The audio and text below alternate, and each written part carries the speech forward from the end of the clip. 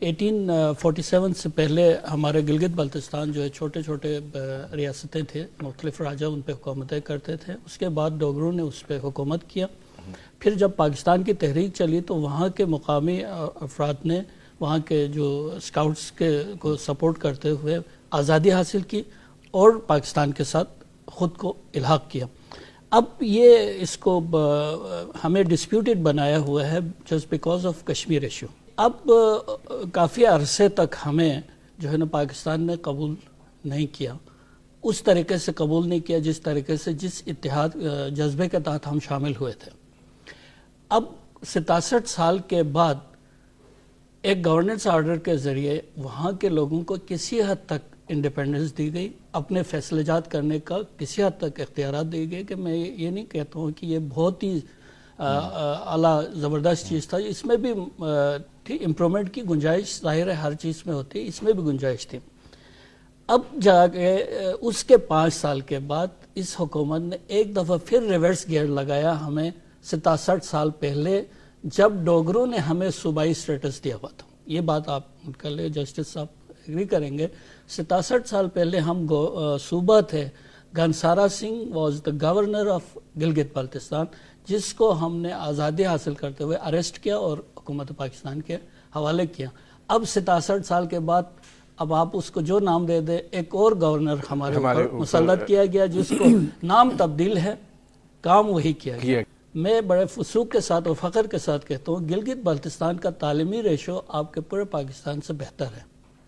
وہاں federal secretaries رہے ہیں، وہاں کے آئی جی پی پولیس کے انسپیکٹر جنرل پولیس رہے اور فوج کے ریٹائرڈ جنرلز ہیں، موجودہ کور کمانڈرز ہیں، اور انہوں نے اچھا مقام پایا ہے، بہت اچھے نام پیدا کیے ہیں آنیسٹی میں، کلیوریٹی میں اور ہر چیز میں. تو کیا وہاں کوئی ایسا بندہ نہیں ہے کہ جو یہ برجیس طاہر کے جتنا مقابلہ کر سکے؟ پاکستان میں آپ کے ہائیسٹ دنیا میں بلند ترین چوٹیوں پہ اگر پاکستان کا جھنڈا لہرایا تو آپ کہتے ہیں کہ جی یہ پاکستانی ہے. کرگل میں شہید ہو جاتے ہیں، ہر گاؤں میں آپ چلے جائیں، ہماری وفاداری پہ اگر شک ہے تو ہر گاؤں میں چلے جائیں جہاں پہ پاکستان کا جھنڈے لگے ہوئے ہیں، ہمارے لوگوں کے قبر ملیں گے شہداء کے، وہ پاکستانی ہو جاتے ہیں. ٹھیک ہے جی. اچھا، جب کسی عہدے کے لیے ہم کہتے ہیں، بیوروکریسی میں بھی اگر آپ دیکھا جائیں تو وہاں اگر 17 سیکٹریز ہے تو 12 سیکٹریز یہاں پنجاب سے آئے ہوئے ہیں. دیکھیے جی، سب سے بڑی مشکل تو یہ ہے کہ پارلیمنٹ میں ہماری کوئی نمائندگی نہ ہونے کی وجہ سے جو ایکسس ہوتی ہے پرائم منسٹر سے یا پریزیڈنٹ سے اس طرح کی نہیں ہو پاتی ہے. کہ دنیا میں اس وقت علیحدگی کی تحریکیں چل رہی ہیں دنیا میں آپ دیکھا جائیں، لیکن ہمارا یہ عجیب ایک تحریک ہے کہ ہم ملنے کے لیے تحریک چلا رہے ہیں لیکن ہمیں ملنے نہیں دیا جا رہا. دوسرا یہ جو گورنر کی آپ نے بات کی کہ دیکھیں کسی اچھے بندے کو لگاتے نہیں ہیں تاکہ اگر لگایا تو وہ ان چیزوں کے لیے فائٹ کرے گا.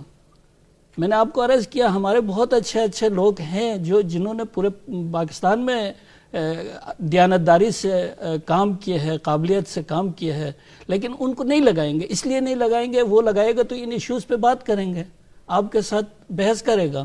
تو وہ ایسے لوگوں کو لگائیں گے جو آپ کے ساتھ بحث نہیں کریں، آپ کے ساتھ ان ایشوز کو نہ چھیڑیں. کوئی چیزیں دینے کی ہم سے لینے کی ہوتی ہے نا، تو اس وقت کوئی معنی نہیں ہوتے. کشمیر ڈسپیوٹ یہ وہ نہیں ہوتے. مثلا جنرل ضیاء نے ماشاء اللہ لگایا، AJK میں نہیں لگایا، ہمارے ہاں زون ہی بنایا. ابھی یہ جو 21ویں ترمیم کی ہے جس میں فوجی عدالتیں ہیں، AJK میں نہیں بن رہے، ہمارے ہاں بن رہے ہیں. ٹھیک ہے، لیکن ہم جب کوئی چیز دینے کو کہتے ہیں تو کہتے ہیں نہیں وہ تو کشمیر ایشو کا بڑا مسئلہ ہو جائے گا. جب تک یہ جو UN ریزولوشن پہ پلیمیسائڈ کا تو ہوتا ہوا نظر تو نہیں آتا ہے، لیکن ان کیس ہو جاتی ہے تو تب جو ان کا ڈیسیشن ہے اس کو مانیں گے. اس وقت تک پروویژنلی یہ ہمیں دیا جائے آئین میں ترمیم کر کے فل فلیج پروونشل اسٹیٹس اور اختیارات.